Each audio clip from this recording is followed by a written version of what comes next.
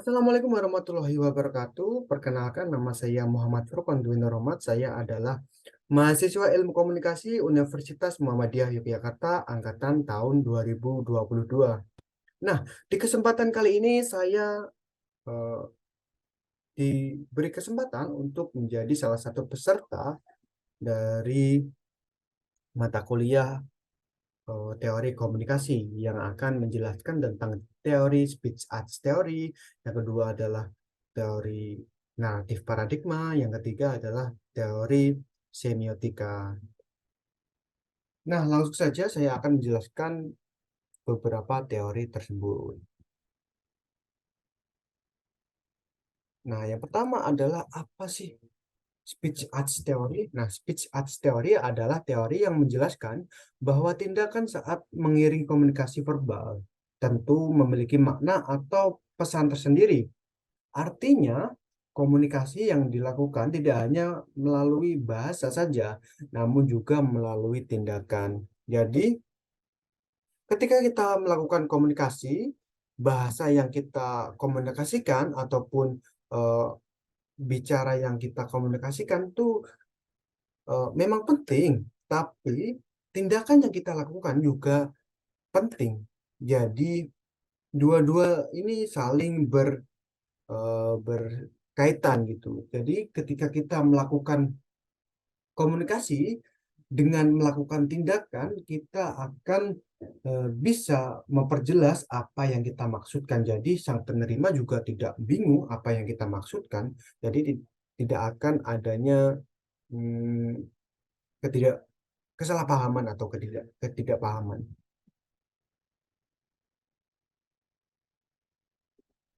Nah, yang selanjutnya adalah tiga konsep speech arts theory. Nah, yang pertama adalah Lasciationary Act, yang dimana tindakan yang menjelaskan atau menginformasikan suatu hal dengan jelas. Nah, contohnya adalah konferensi pers, yang dimana yang menyampaikan informasi adalah sumber pertama. Nah, yang kedua adalah Illusionary Act, yang dimana tindakan yang mempunyai tujuan utama agar pendengar memahami makna yang disampaikan, yang yang mana ketika eh, kita eh, menyampaikan informasi dengan tindakan guna untuk memperjelas apa yang kita inginkan. Jadi si penerima juga memahami apa yang kita inginkan dan apa yang kita mau gitu. Jadi begitu agar lebih jelas dilakukan tindakan untuk memperjelas itu. Nah, yang ketiga adalah Perlocutionary Act, yang mana tindakan yang mempunyai tujuan agar pendengar memahami dan melakukan suatu hal yang disampaikan. Nah, ini ketika pendengar sudah memahami, dia melakukan tindakan yang kita mau. Dia melakukan tindakan yang kita mau dan kita inginkan dari dia. Nah, ketiga konsep ini saling berkaitan. Lectionary Act itu adalah penjelasannya jelas agar Electionary Act bisa memahami secara jelas juga, tidak ada kesalahpahaman di sini. Yang terakhir adalah Perlocutionary Act, yang mana bisa melakukan tindakan ataupun tindakan yang kita mau ataupun yang kita butuhkan gitu. Nah, selanjutnya adalah pengemuka dari eh, teori speech arts theory ini yang adalah John L. Austin pada tahun 1962, merupakan seorang British philosopher dari Oxford University, yang mana dia memiliki seorang murid yang namanya John Searle, yang juga mengemukakan speech arts theory ini pada tahun 1979.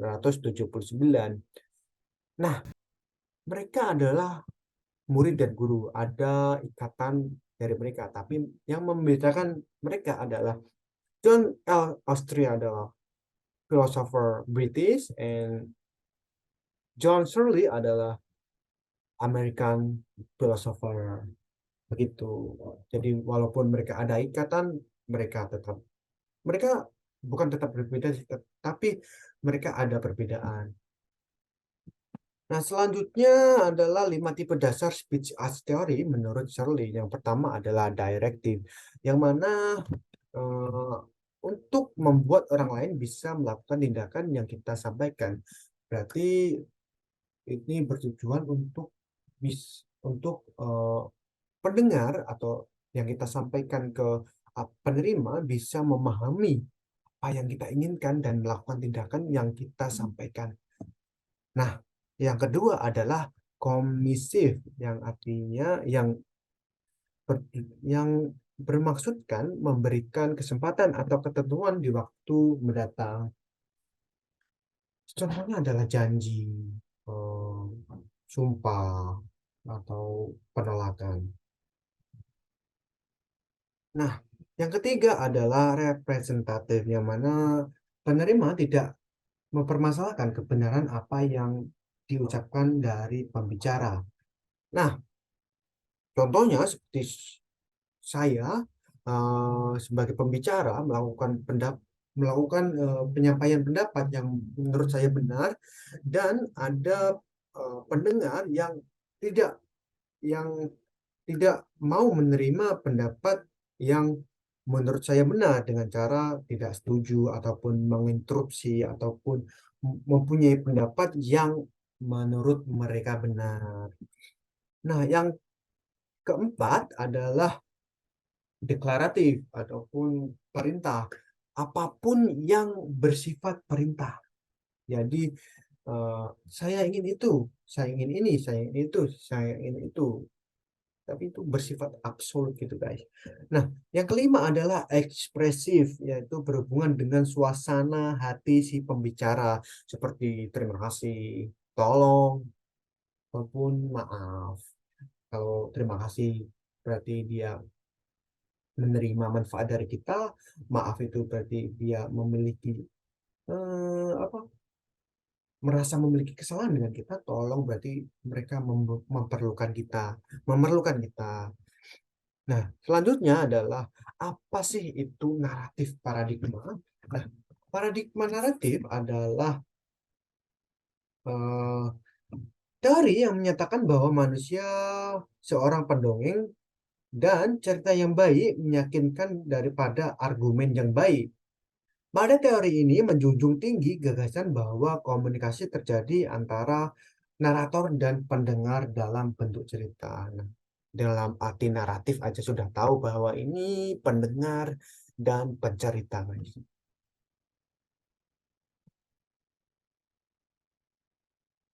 Nah, selanjutnya adalah Walter Walter Fisher pada tahun 1931, yang merupakan pengemuka dari teori naratif ini, guys. Dia adalah seorang akademisi dari Hamburg School. Nah, selanjutnya adalah konsep tiga konsep dasar naratif paradigma. Yang pertama adalah manusia pada dasarnya adalah seorang yang seringkali bercerita. Nah, kita ini sebenarnya pada dasarnya kita ini suka bercerita, guys. Tapi ada beberapa orang atau beberapa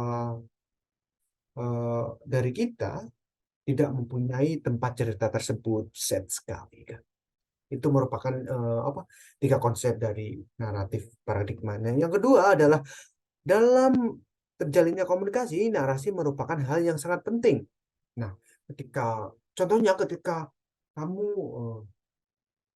diceritakan tentang hmm, apa, penjajahan Indonesia dan Indonesia menang, tapi yang dilakukan oleh pencerita ini adalah langsung menceritakan bahwa Indonesia menang dalam penjajahan, tidak menceritakan tentang seluk-beluk bagaimana perjuangan, bagaimana eh, Soekarno, Hatta dan kawan-kawan itu berjuang sampai akhir dan masih di di apa ditekan oleh Belanda setelah merdeka. Itu menjadi eh, sedikit bukan sedikit, banyak berkurang maknanya ketika langsung to the point gitu, bukan dari cerita-cerita dahulu gitu guys.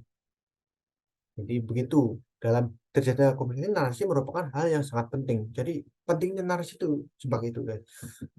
Nah, yang ketiga adalah rasionalitas berdasarkan koherensi dan juga kebenaran. Jadi eh, cerita juga harus memiliki kebenaran dan koherensi dan juga bisa dipikir nalar gitu loh guys.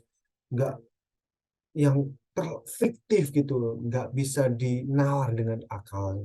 Tapi kalau cerita fiktif bolehlah, tapi kalau cerita yang cerita yang diceritakan itu di dunia nyata dan diceritakan secara fiktif itu seperti tidak nyambung. Nah, selanjutnya adalah 5 asumsi naratif. Yang pertama, manusia bersifat pencerita. Nah, sudah kita jelaskan tadi. Yang kedua, keputusan terhadap cerita berdasarkan pada suatu alasan dan sebuah penalaran.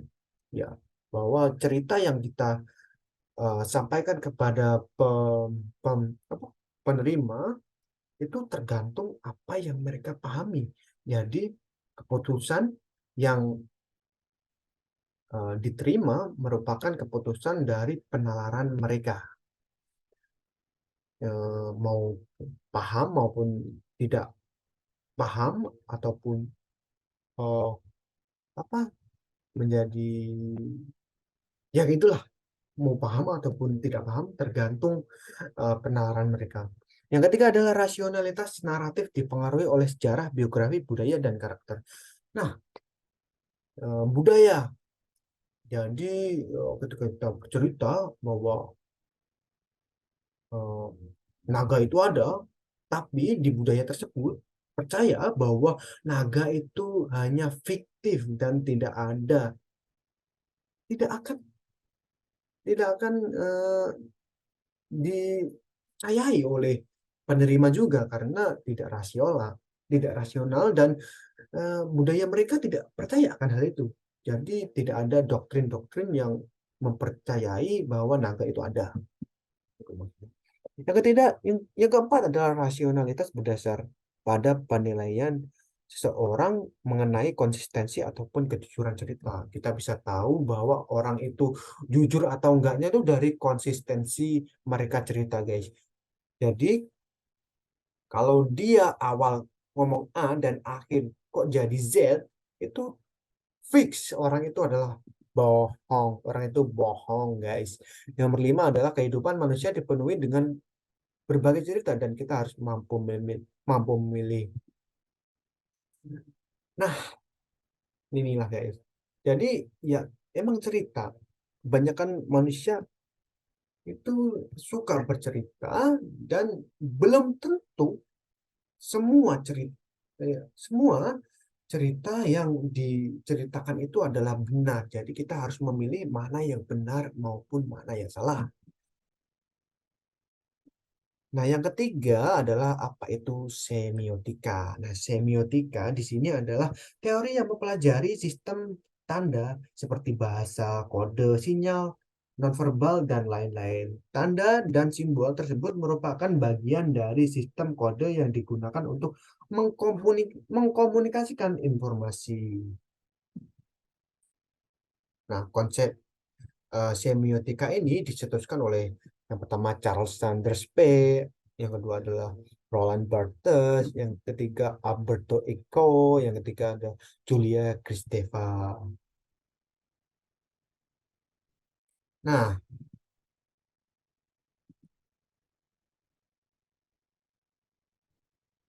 Nah, selanjutnya adalah tipe tanda. Yang pertama adalah icon. Icon eh, adalah tanda dengan fungsi serupa dengan objek yang dimaksud, seperti toilet yang bergambarkan pria dan wanita, yang dimana itu merupakan sesuatu yang eh, harus eh, harus dipahami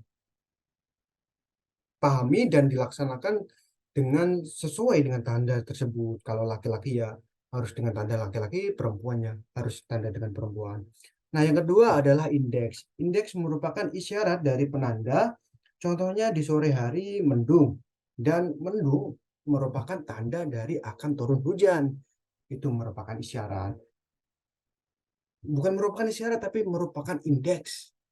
Nah, yang ketiga adalah simbol. Simbol merupakan tanda yang sudah disepakati bersama, seperti kesepakatan bahwa ketika eh, Timor Leste memisahkan sendiri, itu diadakan referendum.